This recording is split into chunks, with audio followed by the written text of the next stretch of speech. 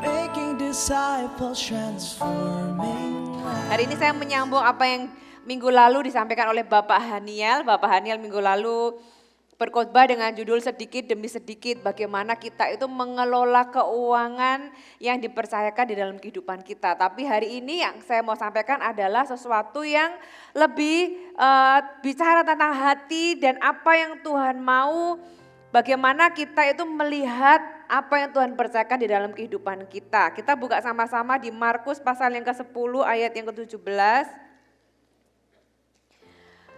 Pada waktu Yesus berangkat meneruskan perjalanannya, datanglah seorang berlari-lari mendapatkan dia. Dan sambil bertelut di hadapannya ia bertanya, "Guru yang baik, apa yang harus kuperbuat untuk memperoleh hidup yang kekal?" Jawab Yesus, "Mengapa kau katakan aku baik? Tidak ada seorang pun yang baik selain daripada Allah saja. Engkau tentu mengetahui segala perintah Allah. Jangan membunuh, jangan berzina, jangan mencuri, jangan mengucapkan saksi dusta, jangan mengurangi hak orang, hormatilah ayahmu dan ibumu." Lalu kata orang itu kepadanya, "Guru, semuanya itu telah kuturuti sejak masa mudaku." Dia jawab. Saya sebelum melanjutkan ayat berikutnya, saya tanya, ada enggak orang di tempat ini yang seberani ini ngomong sama Tuhan? Saya itu sudah lakukan semua perintah Allah dengan sempurna. Tapi ini orang berani sekali ya, dia bilang, "Tuhan, semuanya itu aku nggak pernah melakukan perintah Tuhan, semuanya itu sudah kuturuti sejak masa mudaku." Jawab Tuhan, tetapi Yesus memandang dia dan menaruh kasih kepadanya. Ini yang saudara perlu garis bawahi. Karena ini adalah dasar dari apa yang Yesus mau katakan selanjutnya. Yesus memandang dia dengan penuh kasih. Lalu berkata kepadanya, "Hanya satu kekuranganmu, pergilah jualah apa yang engkau miliki, berikanlah itu kepada orang miskin, maka engkau akan beroleh harta di surga. Kemudian datanglah kemari dan ikutlah aku."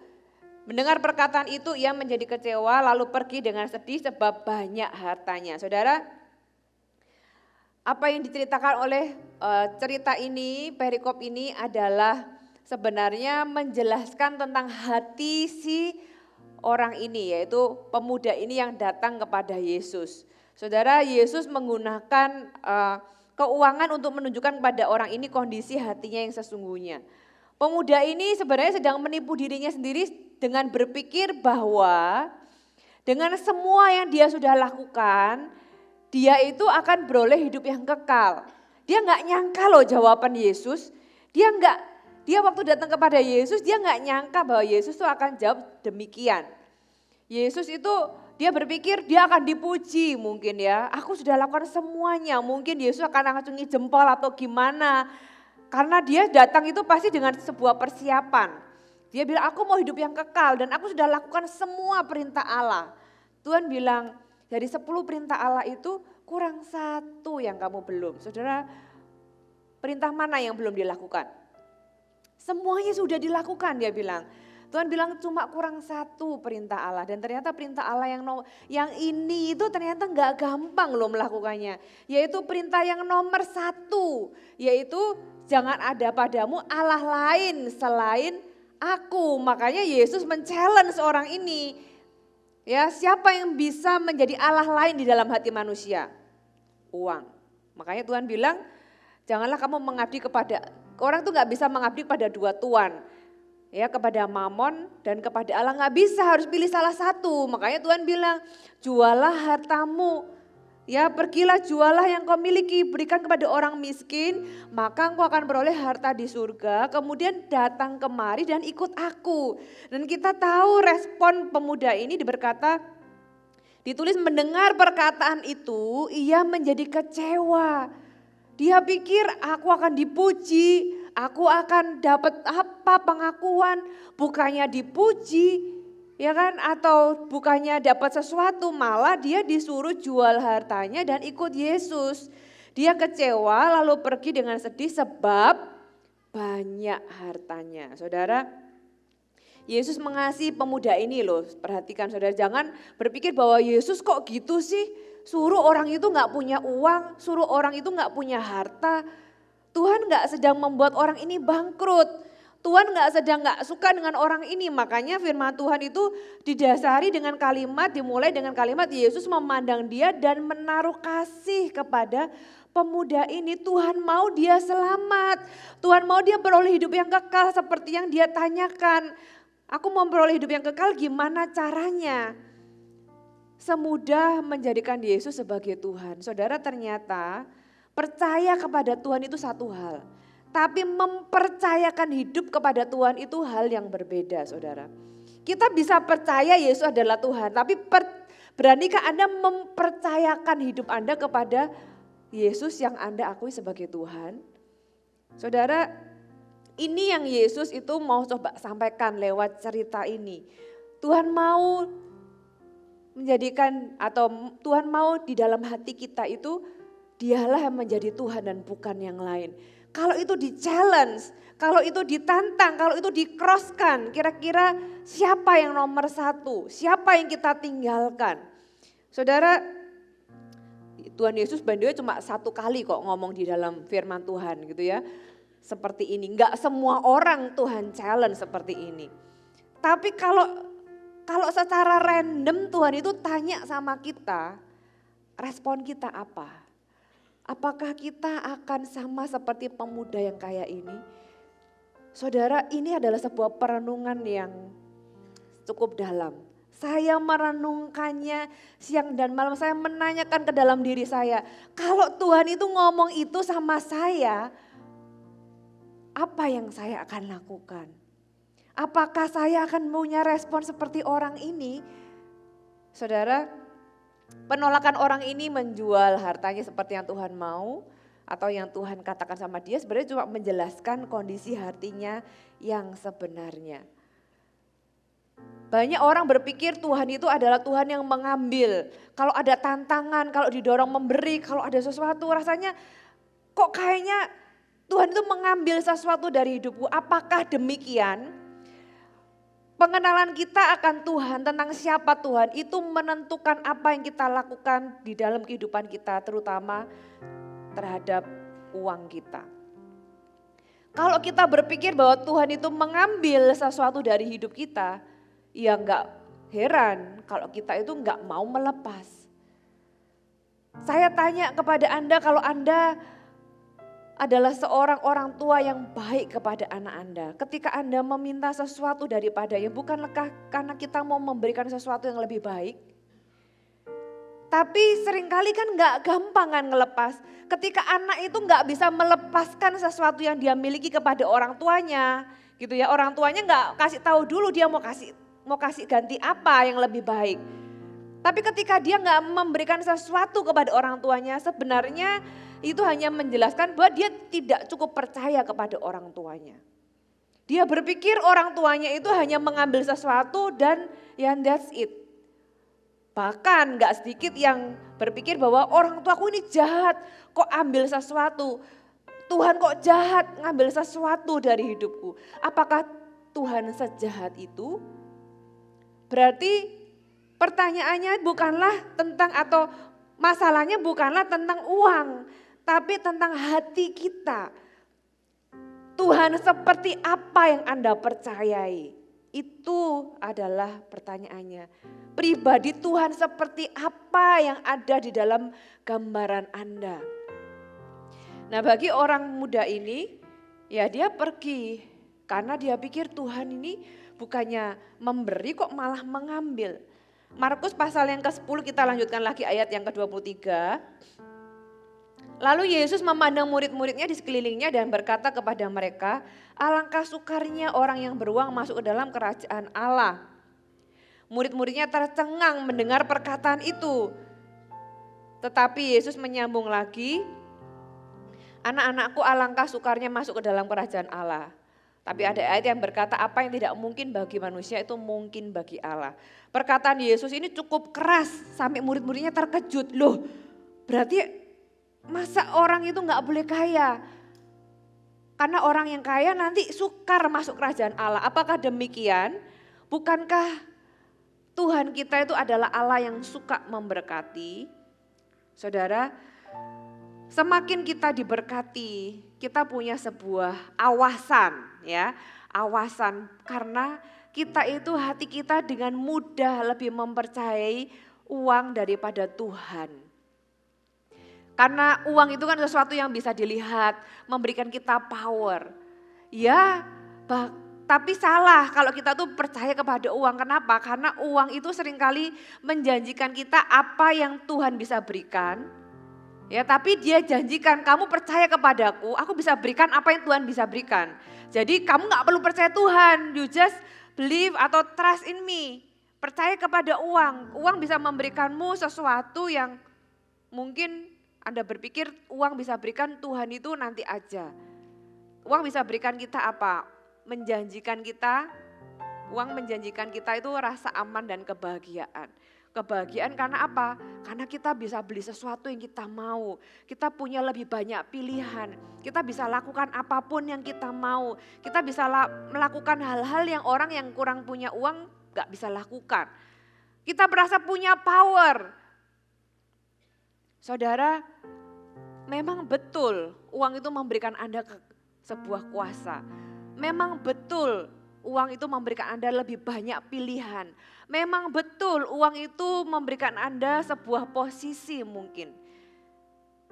Tapi apakah itu yang kita kejar? Bahaya dari uang adalah uang bisa membuat kita sampai di titik percaya apa yang uang dapat lakukan lebih dari apa yang Tuhan dapat lakukan. Saudara, kalau kita itu sampai di titik itu, hati-hati. Hati kita itu tanpa kita sadari sebenarnya ada di dalam posisi raja atau menempati tahta itu bukan lagi Tuhan. Atau sebaliknya ada orang itu yang malah gak mempercayai Tuhan untuk hidupnya, untuk pemeliharaan hidupnya. Ya mana Tuhan, aku gak percaya kalau Tuhan itu bisa tolong keuanganku. Sulit untuk mempercayai bahwa Tuhan itu bisa memelihara hidupku. Tapi saya mau tanya satu hal kepada Anda. Saya tanya dulu Anda yang di sini semua sudah Kristen dan ke gereja. Saya tanya Anda kalau hari ini Anda mati hari ini, kira-kira siapa yang percaya bahwa setelah Anda meninggal Anda masuk ke surga? Kan Anda percaya Yesus? Anda percaya bahwa Anda meninggal Anda masuk surga? Amin. Kok bisa percaya? Apakah Anda pernah meninggal? Enggak kan? Kok bisa percaya ada surga? Kan itu enggak kelihatan, kan itu cuma kata orang. Kan itu juga cuma kata Alkitab, katanya kitab suci. Kok Anda bisa percaya? Kalau Anda bisa percaya ada surga setelah Anda meninggal, harusnya Anda juga bisa percaya bahwa di muka bumi ini ada kesembuhan, ada jalan keluar, ada pertolongan, ada berkat. Amin, kasih tepuk tangan buat Tuhan. Kenapa? Karena yang bicara adalah Allah yang sama. Karena yang memberi janji adalah pribadi yang sama. Yesus mati di atas kayu salib bukan cuma supaya Anda bisa mati masuk surga. Tuhan Yesus mati di atas kayu salib untuk membayar kehidupan Anda, baik nanti maupun sekarang. Katakan amin. Jadi bukan hanya berharap kepada Tuhan dan percaya bahwa setelah aku meninggal aku masuk surga. Tapi untuk hidup Anda hari ini, Tuhan sudah membayarnya lunas di atas kayu salib. Sama seperti surga sudah tersedia bagi Anda. Hari ini masalahmu di muka bumi ini. Pakai iman yang sama yang Anda percaya surga. Iman yang sama itu percayalah bahwa selama Anda di muka bumi ini, aku terima pemeliharaan Tuhan. Aku terima berkat Tuhan. Aku terima janji Tuhan. Aku terima kesembuhan dari Tuhan. Aku terima kekuatan dari Tuhan. Saudara, karena Allah yang sama itu adalah Allah yang memberikan janji yang berbeda-beda tapi beri Allah yang sama. Kalau sudah dikasih janji macam-macam oleh orang yang sama, masa janji yang satu percaya, yang satu nggak percaya? Kan kita percaya bukan karena janjinya, kita percaya karena pemberi janji. Betul, bukan karena si janji itu sendiri, tapi pemberi janji, kepada pemberi janjilah kita percaya. Saudara, hari ini pertanyaannya, kepercayaan Anda taruh di mana? Nah, orang muda ini dia menaruh kepercayaannya kepada harta. Sehingga dia itu gak bisa melepas karena dia gak cukup percaya dengan karakter Tuhan. Dan hari ini Tuhan mau Anda dan saya punya hati yang benar. terhadap kepada siapa Anda percaya. Saudara, seringkali biasanya kalau misalnya khotbah keuangan gitu ya, selalu saya itu menuai respon, apalagi kalau bicara tentang perpuluhan, tentang persembahan khusus dan sebagainya. Di gereja ini tidak ada checklist atau siapa yang perpuluhan, siapa yang belum, gak ada. Dan di gereja ini perpuluhan tidak untuk diperdebatkan. Karena tidak ada gunanya memperdebatkan. Karena Anda memberi nggak memberi itu bukan urusan gereja. Karena gereja nggak akan ngecek satu-satu. Itu urusan Anda dengan Tuhan. Mau persembahan nggak persembahan, mau memberi nggak memberi, mau perpuluhan nggak perpuluhan, itu bukan urusan gereja. Gereja itu punya tanggung jawab untuk mengelola berapapun yang dipercayakan ke dalamnya. Kita mengelola dengan cukup profesional, ada auditor dari luar juga. Sehingga gereja itu juga kami bertanggung jawab terhadap semua uang Anda yang Anda percayakan kepada gereja ini, setiap sennya kita pastikan itu jadi gereja lokal di mana-mana. Dan itu diaudit secara resmi, saudara. Just for your information.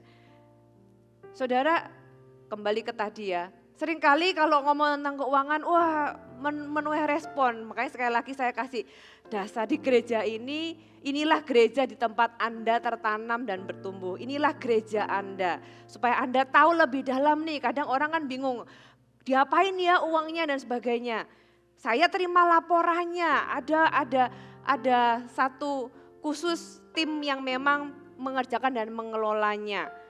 Gitu ya. Nah, seringkali itu jadi perdebatan di sana sini. Bahkan kalau saya mengajar gitu ada kelas-kelas kecil yang memang khusus untuk para pemimpin. Saya mengajar tentang keuangan. Seringkali pertanyaannya seputar kalau perpuluhan itu dari gross atau net, dari sebelum pajak, setelah pajak, kalau jual rumah itu perpuluhannya dari mana, berapa persen, bla bla bla bla gitu ya. Kalau punya hutang apakah harus perpuluhan dan sebagainya. Saya tuh berpikir kenapa ya kok nggak ada orang tuh yang tanya boleh gak ngasih lebih dari 10%. Selalu pertanyaannya itu seputar boleh nggak kurang, boleh nggak memberi, boleh nggak selalu di downgrade. Saya itu berpikir ya saya bisa mengerti tapi lebih dalam dari semua pertanyaan itu. By the way nggak ada ya di sini, ini nggak ada yang tanya. Nggak ada yang tanya dari jemaat ini, tapi itu yang sering saya jumpai. Saudara, yang saya berpikir lebih dalam dari itu. Tuhan seperti apa yang Anda percayai, Tuhan seperti apa yang Anda sembah itu yang Anda percayai. Saya tuh berpikir saya kalau sama Tuhan gampang. Saya percaya Tuhan saya adalah Allah yang baik. Kalau saya itu perpuluhannya lebih misalnya atau memberinya kelebihan, saya itu percaya 100% bahwa itu akan kembali sama saya. Kenapa? Karena saya orang jahat aja, ya manusia yang jahat aja. Kalau dikasihnya itu kelebihan, dikasih kelebihan, saya pasti kembalikan kok. Apalagi Tuhan. Jadi Anda nggak perlu khawatir kasih kelebihan sama Tuhan. Kalau saya berpikir oh mungkin kurang, ya udah tinggal ditambahin aja. As simple as that. Di dalam perjanjian ada yang tanya, kalau di dalam perjanjian baru ada perpuluhan enggak? Kan itu enggak berlaku lagi di perjanjian baru. Saudara, di perjanjian baru tuh standarnya lebih tinggi. Bukan ditiadakan, tapi tambah lebih tinggi. Makanya Tuhan enggak minta perpuluhan dari orang ini, Tuhan minta jual semua hartanya. Ya kan? Kalau dari zaman dulu kan di perjanjian lama ada perpuluhan. Saudara, perpuluhan itu dari mana sih? Apakah dari Tuhan yang memberikan hukum legalistik harus perpuluhan? Saudara harus tahu perpuluhan itu dari Abraham. Perpuluhan itu awalnya dari Abraham ketika dia itu dengan penuh ucapan syukur, dia memberikan 1/10 dari segala hartanya diberikan kepada seorang imam namanya Melkisedek. Itu jauh sebelum zaman Musa, jauh sebelum ada hukum Taurat. Itu dimulai dari Abraham dan Tuhan itu terkesima dengan hatinya Abraham yang so grateful itu loh. Yang diekspresikan itu hanya bentuk ekspresi doang uang itu, perpuluhannya itu. Tapi Tuhan itu terkesima sama hatinya Abraham. Itu yang Tuhan rindukan ada di dalam hati semua anak-anaknya. Makanya Tuhan masukkan ke dalam hukum Taurat. Tapi awalnya bukan karena Tuhan mau itu terjadi di hukum Taurat, tapi awalnya itu adalah karena Tuhan itu tertarik itu loh sama hatinya Abraham. Jadi yang dimau itu apa? Apakah uangnya? No, yang dimau itu hatinya. Zaman Daud, ketika Daud itu membawa tabut perjanjian masuk ke kota Daud namanya Hebron. Dia bangun sebuah tenda di sana, dinyalakan api biru yang selalu nyala di dalam hadirat Tuhan. Ada penyanyi-penyanyi 24 jam mengiringi, menyanyikan pujian, penyembahan di dalam tenda itu. Itu yang membuat Tuhan itu terkesima. Walaupun setelah Daud gak ada, ya Salomo membangun gedung yang sangat megah. Bait Allah, Salomo yang isinya emas yang tidak ternilai harganya. Luar biasa, sampai hari ini gak ada gedung yang semegah dan semewah itu. Tapi ketika itu rubuh, rata dengan tanah, hancur. Tuhan kangen gak sama bait Salomo yang megah? Enggak. Beberapa tahun kemudian yang Tuhan mau pulihkan itu bukanlah bait Salomo kalau saudara baca. Yang Tuhan mau pulihkan itu pondok Daud. Bukan rumah mewah, rumah megah, tapi pondok Daud. Karena Tuhan yang Tuhan cari itu hatinya. Bukan ini loh sesuatu yang fisik yang kelihatan, tapi yang Tuhan cari hatinya. Demikian juga Anda ketika Anda memberi, membantu orang lain, Anda membayar perpuluhan. Yang Tuhan cari itu bukan uangnya, tapi hatinya. Makanya Tuhan berkata berikan dengan sukacita dan sukarela. Itu aja. Buat apa kita bayar perpuluhan tapi terpaksa? Gitu ya, aduh nanti kalau misalnya aku gak kasih, nanti aku gak diberkati. Kalau Anda punya pikiran demikian, berarti Anda anggap Tuhan itu preman loh. Ya kan, kalau kita sama preman kan gitu kan. Kalau kita gak bayar uang iuran, bisa dihancurin toko kita gitu kan. Jadi kita harus bayar uang iuran. Supaya apa? Supaya tokonya dijaga. Nah, kalau kita berpikir dengan kita membayar perpuluhan itu supaya kita tuh diberkati dan gak ada kutuk dan kita itu gak ada sesuatu yang buruk, kita membayar iuran. Saudara, enggak demikian. Anda itu sudah diberkati. Oleh karena itulah kita mengucap syukur dan kita memberi. Bukan dibalik. Bukan kita memberi dulu supaya kita diberkati, salah. Kita diberkati dulu, kita tahu kita diberkati. Oleh sebab itu dengan hati yang mengucap syukur kita mengembalikan. Saudara, karena yang dicari Tuhan adalah hati Anda. Nah, ada beberapa orang itu yang punya trauma. Ya, di sana sini ada trauma. Aku dulu pernah kasih ke gereja, ternyata sama gerejanya itu enggak digunakan dengan semestinya. Atau aku pernah kasih ini ke hamba Tuhan, tapi malah disalahgunakan. Aku pernah nih nolong orang gitu ya, bukannya dipakai yang benar malah dipakai yang enggak. Saudara, jangan sampai trauma Anda itu menghalangi berkat Anda di masa depan. Kalau Anda adalah seorang pemberi, Anda harus tahu bahwa yang Tuhan berkati itu adalah hati Anda. Kalau hati Anda benar, ya Anda memberi dengan tulus.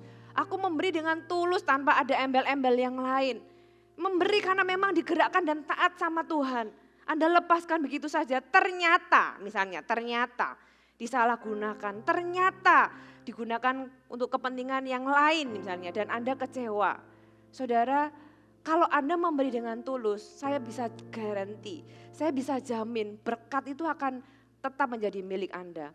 Karena yang Tuhan berkati itu adalah hati Anda ketika Anda memberi. Ya tentunya kalau Anda tahu ternyata tempat yang Anda beri itu salah atau tidak melakukan atau tidak menggunakan dengan semestinya, ya kita nggak memberi ke tempat itu lagi. Karena itu adalah tanggung jawab kita, sebagai bentuk tanggung jawab kita mengelola apa yang kita dipercayakan Tuhan dalam tangan kita. Tapi itu tidak seharusnya menghentikan kita di dalam memberi. Karena ketika kita melakukannya yang diberkati Tuhan itu adalah hati Anda. Ketika Anda memberi dengan tulus walaupun ternyata disalahgunakan, ya udah anggap aja itu urusan dia dengan Tuhan. Tapi urusan Anda dengan Tuhan adalah ketika Anda memberi dengan tulus, hati Anda yang diberkati Tuhan. Sebaliknya, kalau ada orang itu yang memberi dengan tidak tulus, ada loh orang itu yang memberi dengan tidak tulus. Cari pengakuan, cari pujian gitu kan. Matius berkata, ya kalaupun organisasi atau orang yang Anda beri itu benar, tidak menyalahgunakan, menggunakannya dengan baik, orangnya itu tepat gitu ya. Walaupun Anda memberi kepada tempat dan orang yang tepat, Anda nggak dapat rewardnya. Kenapa? Karena Anda sudah dapat pujian dari manusia, karena itu yang dicari.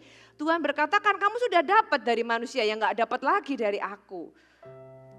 Jadi masalahnya itu bukan kepada tentang tujuannya, tapi yang pertama-tama tentang hati kita ketika kita melakukannya.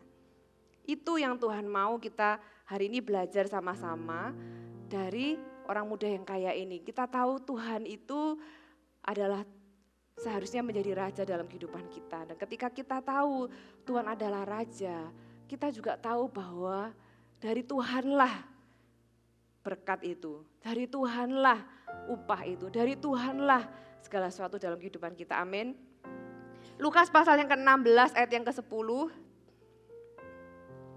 Apalagi yang Tuhan katakan tentang keuangan. Lukas 16 ayat yang ke-10, barang siapa setia dalam perkara kecil, ia setia juga dalam perkara besar. Dan barang siapa tidak benar dalam perkara kecil, ia tidak benar juga dalam perkara besar. Ya, apakah perkara kecil dan perkara besar ini? Ayat yang ke-11. Jadi, jika kamu tidak setia dalam mamon yang tidak jujur, ya itu berarti perkara kecil. Karena kata jadi itu menjelaskan ayat sebelumnya. Kan tadi tidak setia dalam perkara kecil, gak setia dalam perkara besar. Berarti kalau gak setia dalam hal uang, maka siapakah yang akan mempercayakan kepadamu hartamu yang sesungguhnya? Dan jikalau kamu tidak setia dalam harta orang lain, siapakah yang akan menyerahkan hartamu sendiri kepadamu? Seorang hamba tidak dapat mengabdi kepada dua tuan. Karena jika demikian, ia akan membenci seorang dan mengasihi yang lain, atau ia akan setia kepada seorang dan tidak mengindahkan yang lain. Kamu tidak dapat mengabdi kepada Allah dan kepada mamon. Ayat ini saya rasa semua kita sudah mengerti dan sudah jelas bahwa area keuangan itu adalah sebuah tes sebenarnya dalam kehidupan kita. Kalau kita itu ditemukan setia di dalam perkara keuangan, Tuhan itu rindu mempercayakan kita perkara-perkara yang lebih besar. Perkara-perkara yang lebih besar itu adalah perkara-perkara yang lebih adikodrati, perkara-perkara yang bukan hanya sekedar sementara. Saudara, Tuhan mau mempercayakan perkara-perkara yang lebih besar kepada Anda. Dimulai ketika kita itu setia terhadap mamon yang tidak jujur, yaitu keuangan. Nah, ayat ini kenapa Yesus bicara tentang ini? Kok tiba-tiba ngomong tentang uang? Karena Tuhan itu sebenarnya memberi kesimpulan dari perumpamaan yang Tuhan taruh di atasnya. Ayat yang ke-1 sampai ayat yang ke-8. Yesus berkata kepada murid-muridnya, ada seorang yang kaya yang mempunyai seorang bendahara. Kepadanya disampaikan tuduhan bahwa bendahara itu menghamburkan miliknya. Lalu ia memanggil bendahara itu dan berkata kepadanya, apakah yang kudengar tentang engkau? Berilah pertanggungjawaban atas urusanmu, sebab engkau tidak boleh lagi bekerja sebagai bendahara. Kata bendahara itu ke dalam hatinya, apa yang harus aku perbuat? Tuhan memecat aku dari jabatanku sebagai bendahara. Mencangkul aku tidak dapat, mengemis aku malu. Aku tahu apa yang akan aku perbuat. Supaya apabila aku dipecat dari jabatanku sebagai bendahara, ada orang yang menampung aku di rumah mereka. Lalu ia memanggil seorang demi seorang yang berutang kepada tuannya. Katanya kepada yang pertama, berapakah hutangmu kepada tuanku? Jawab orang itu, 100 tempayan minyak. Lalu katanya kepada orang itu, inilah surat hutangmu, duduklah dan buat surat hutang lainnya. Sekarang juga 50 tempayan, jadi didiskon 50% gitu ya. Kemudian ia berkata kepada yang kedua, dan berapakah hutangmu? Jawab orang itu 100 pikul gandum. Katanya kepada orang itu, inilah surat hutangmu, buatlah surat hutang baru 80 pikul. Yang ini didiskon 20%. Lalu Tuhan itu memuji bendahara yang tidak jujur itu. Karena ia telah bertindak dengan cerdik. Sebab anak-anak dunia ini lebih cerdik terhadap sesama manusia daripada anak-anak terang.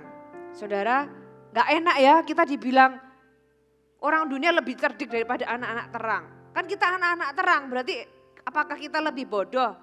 Saudara, ayat ini sebenarnya adalah sebuah undangan kok, bukan untuk membandingkan, bukan untuk membuat kita dibilang yang sono lebih cerdik, yang sini enggak. Tapi sebenarnya sebuah undangan untuk kita belajar, apa sih yang Tuhan itu puji, berarti Kalau memuji itu kan sesuatu yang baik. Apa yang baik di mata Tuhan yang kita perlu belajar. Ya, dari ayat-ayat ini, perikop tentang bendahara yang tidak jujur ini, bendahara ini tuh menghamburkan, dikatakan menghamburkan milik tuannya. Berarti menghamburkan itu artinya menggunakan tidak semestinya, menyia-nyiakan, memboroskan, dibuang sembarangan. Dan ketahuan, dan dia nggak bisa membela diri karena sudah tertangkap basah, sudah nggak bisa bahasa Jawa itu ngeles gitu ya, atau membela diri atau mempertahankan kebenarannya kan, dia memang ketahuan. Dan kemudian dikatakan dia nggak boleh jadi bendahara lagi, dipecat. Dia berpikir gimana ya caranya ya, aduh aku ini mau dipecat sama tuanku, mencangkul aku tidak dapat, masa sih orang kan gampang kan belajar mencangkul kalau mau, mengemis aku malu. Saudara, dia itu berarti menggambarkan bahwa si bendahara ini tipikal yang nggak mau kerja keras, nggak mau kerja kotor, nggak mau kerja kasar. Dia punya gengsi yang tinggi dan sukanya itu sesuatu yang cepat. Ya, hati-hati dengan attitude seperti ini terhadap uang. Gak mau kerja keras, gak mau sesuatu yang sifatnya dari bawah. Gengsi dong, masa aku ngemis. Padahal sebenarnya dia kan gak perlu ngemis. Sebenarnya bukan maksudnya dia itu mengemis, tapi dia itu gak mau mulai dari bawah. Gak mau sesuatu yang membuat dia itu malu. Saudara, ini juga pelajaran bagi kita. Kalau kita itu memang ada satu titik kita harus memulai dari bawah lagi. Kita tuh harus terpaksa tanda kutip. Walaupun kita nggak suka, tapi kalau kita tuh harus bekerja. Kerja kasar, kerja keras, kerjalah saudara. Jangan seperti bendahara ini. Dia nggak mau kasar, nggak mau keras, nggak mau capek gitu ya. Dan gengsi, dia maunya cepet dengan cara apa ya, mencuri. Berapa banyak orang itu maunya cepat dengan cara hal-hal yang salah, mencuri, ya, gambling, judi. Orang judi itu kan kepingin cepat kaya kan, nggak mau kerja keras, pengennya cepat. Kemudian apa? Tunggu warisan. Bukan itu yang Tuhan mau dalam kehidupan kita. Tuhan mau kita bekerja, Tuhan mau kita mengerjakan dengan benar. Ya, dan perumpamaan ini dijelaskan bendahara ini menelpon atau mengunjungi debitur-debitur dari tuannya. Sebenarnya dia kan masih mencuri sebenarnya dari tuannya. Dia kasih diskon 50%, siapa yang bayar 50%-nya? Ya tuannya, bukan dia. Ya, orang ini dikatakan tuannya memuji dia. Mana ada orang itu mencuri dipuji. Anda mau memuji orang yang mencuri dari Anda? Kalau uang Anda dicuri sama pembantu Anda, masa Anda puji pembantu Anda? Nah, kadang-kadang yang membuat kita sulit, kenapa ya kok Tuhan itu mengatakan bahwa majikan itu memuji. Yang dipuji bukanlah tindakan pencuriannya. Yang dipuji adalah bagaimana dia menggunakan keuangannya sekarang. Karena sebelumnya dia pasti menghabiskan untuk diri sendiri. Ketahuan dari mana? Ketahuan dari dia gak punya uang. Kalau selama ini dia curi dan dia simpan, dia gak khawatir dong dipecat, aku sudah punya modal. Orang kaya ini super kaya loh saudara. Dua debitur yang dijelaskan ini, salah satunya itu adalah 100 pikul gandum. 100 pikul gandum itu kira-kira 6 ton atau kira-kira dari tanah sawah kira-kira 1 hektar. Itu satu. Yang satunya lagi minyak. Minyak itu ada berapa tadi? 100 tempayan juga. Nah dari 100 tempayan ini kira-kira 3.900 sekian liter minyak zaitun. Dan itu dari perkebunan yang sangat besar, itu baru 2, belum yang lainnya. Nah kalau ngambil dari orang yang kaya raya nggak mungkin sedikit dong. Tapi buktinya yang diambil hilang semua, nggak ada bentuknya. Ketika dia dipecat dia nggak punya uang. Berarti ketahuan bahwa orang ini selama ini ya dia habiskan untuk sesuatu yang nggak ada wujudnya dan nggak simpan untuk masa depan. Sehingga dia itu akhirnya berlaku cerdik. Apa yang dipuji dari bendahara yang nggak jujur ini? Yang dipuji adalah bagaimana akhirnya dia itu bisa memakai uangnya bukan hanya untuk dirinya sendiri, tapi dia untuk membangun hubungan sama orang lain. Masih pakai uang tuannya sih, masih mencuri sih sebenarnya. Tapi dia itu menggunakannya bukan lagi untuk habiskan untuk diri sendiri, tapi dia membangun hubungan. Makanya dikatakan karena lalu Tuhan itu memuji bendahara yang tidak jujur itu karena dia puji karena apa? Karena ia telah bertindak cerdik. Dia itu gunakan uangnya untuk membangun hubungan dengan orang ini, dengan orang itu, dengan orang ini, dengan orang itu. Gitu ya. Sebab anak-anak dunia ini lebih cerdik terhadap sesamanya. Nah, dari cerita ini apa yang Tuhan mau kita belajar? Tuhan mau kita belajar bahwa kita ini adalah bendaharanya Tuhan. Katakan bendaharanya Tuhan. Anda dan saya adalah bendaharanya Tuhan. Apa yang hari ini kita miliki itu dari Tuhan dan milik Tuhan loh saudara. Mungkin beberapa dari Anda gak setuju. Kok bisa dari Tuhan yang kerja aku kerja lembur, aku kerja dari pagi sampai malam banting tulang. Kok enaknya bilang itu dari Tuhan dan punya Tuhan. Tuhan gak pernah kirim uang kok turun dari langit, kan aku yang kerja keras. Saudara jangan lupa, Anda diberi kekuatan, Anda bisa kerja itu dari Tuhan. Anda punya kesehatan itu dari Tuhan. Tuhan berikan Anda bisa tetap sehat, bisa tetap pergi kerja, tetap bisa makan, menikmati apa yang Anda kerjakan, itu pun dari Tuhan. Jangan meniadakan faktor Tuhan. Seorang petani dia bisa menabur, dia bisa mencangkul, dia bisa membajak, dia bisa membuat bertani gitu ya, membuat sawah dan sebagainya. Ada unsur hal-hal yang di luar kontrolnya dia, hujan, ya cuaca, dia sendiri, ya kesehatannya dia dan sebagainya. Jangan lupakan faktor Tuhan, jangan tiadakan faktor Tuhan. Kalau kita bisa tahu, menyadari bahwa apa yang kita miliki hari ini adalah dari Tuhan, kita nggak akan gampang-gampang atau merasa diambil, merasa kayak dirampok sama Tuhan atau sama gereja. Saudara, kalau kita menyadari bahwa kita ini bendaharanya Tuhan, kita itu akan lebih berhati-hati terhadap apa yang Tuhan percayakan di tangan kita. Makanya fondasi ini perlu kita tahu bagaimana cara kita menyikapi apa yang Tuhan percayakan dalam kehidupan kita. Uang itu hanyalah sistem pembayaran. Tuhan itu adalah sumber kita.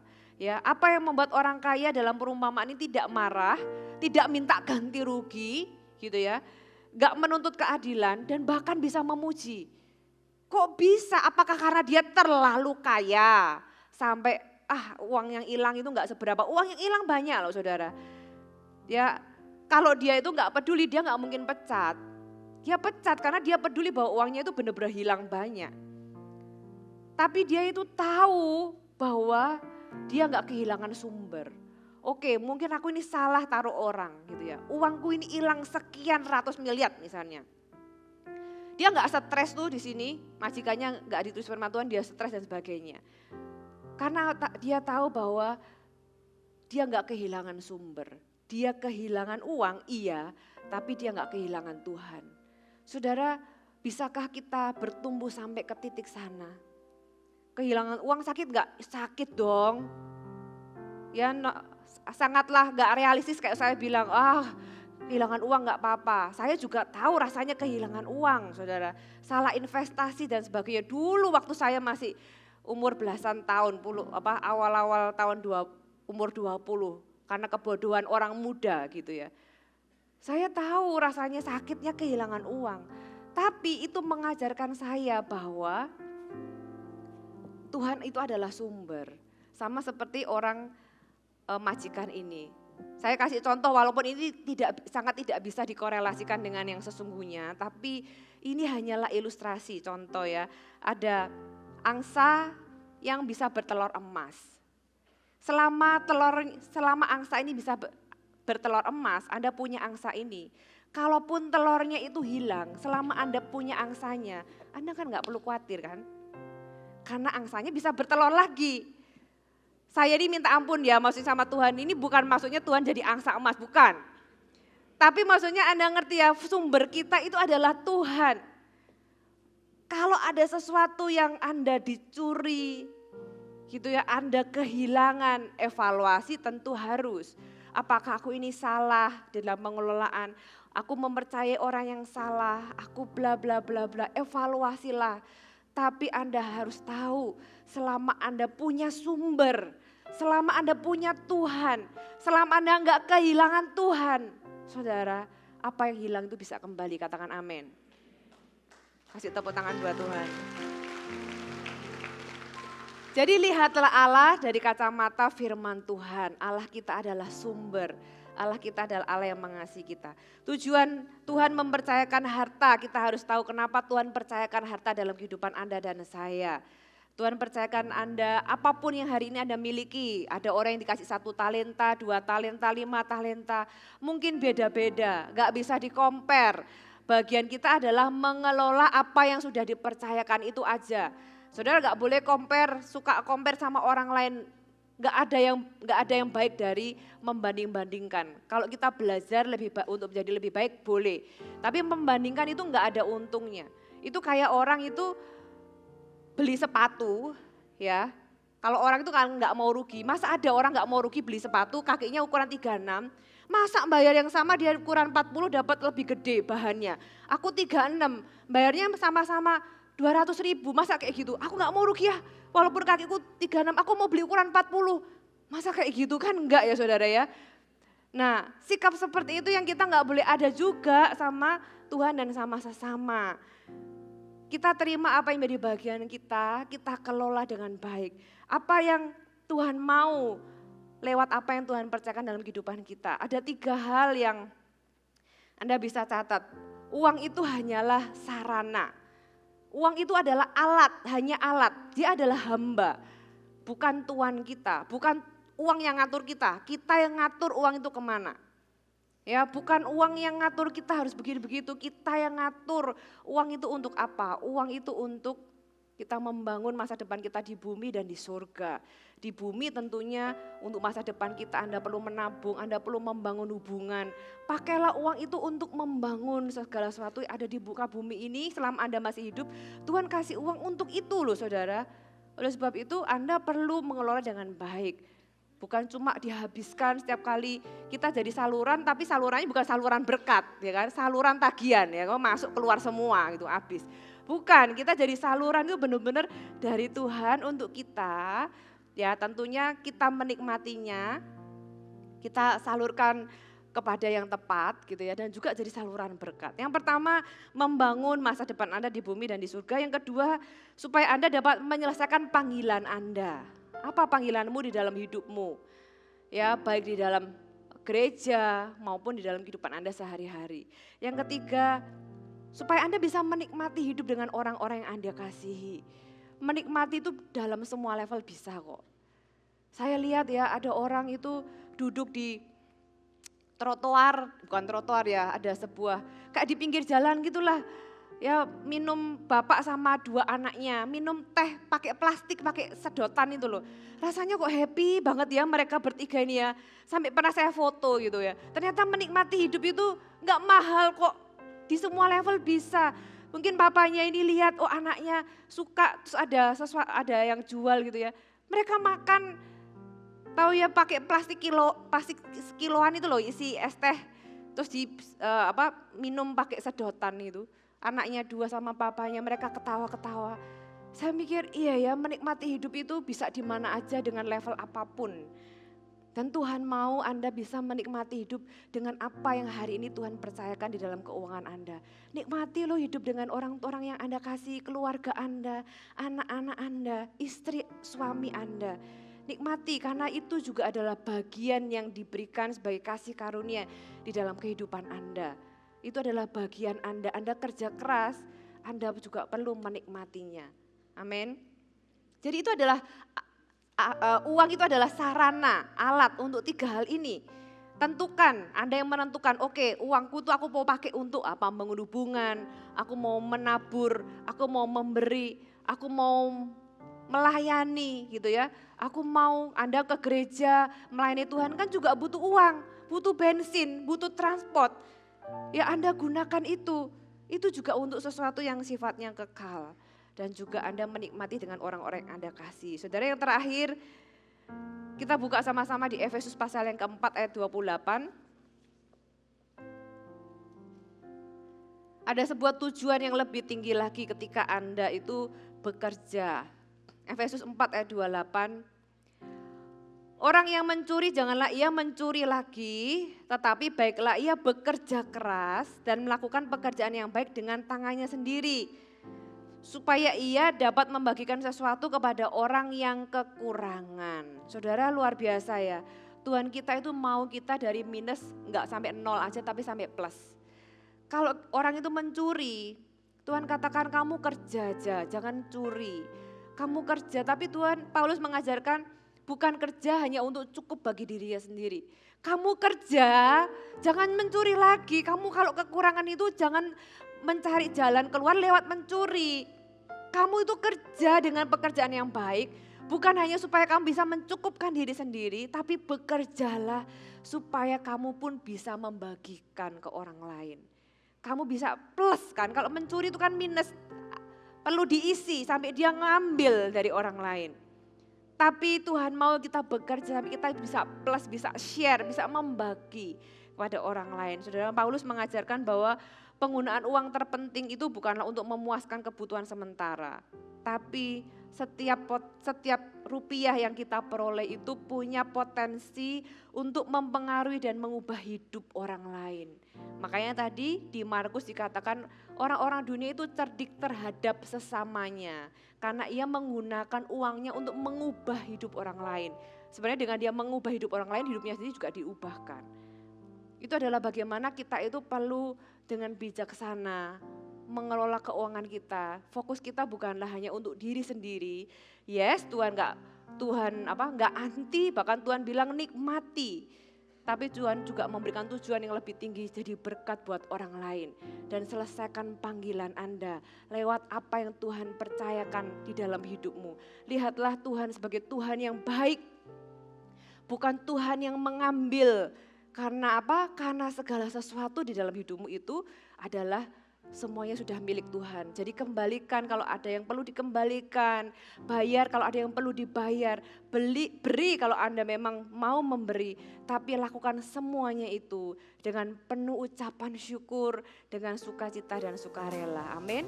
Hai, terima kasih sudah bergabung bersama kami, Gereja More Sharon, Jabodetabek. Sebagai gereja Tuhan, adalah kerinduan bagi kami untuk melihat Anda terus bertumbuh di dalam pengenalan akan Tuhan dan mengalami perubahan hidup. Maka dari itu, bergabunglah bersama komunitas kecil kami, Connect Group. Dapatkan informasi lebih lanjut pada kolom deskripsi kami. Last but not least, don't forget to subscribe dan bagikan video ini kepada orang yang Anda kasihi. Thank you for joining us and see you next time.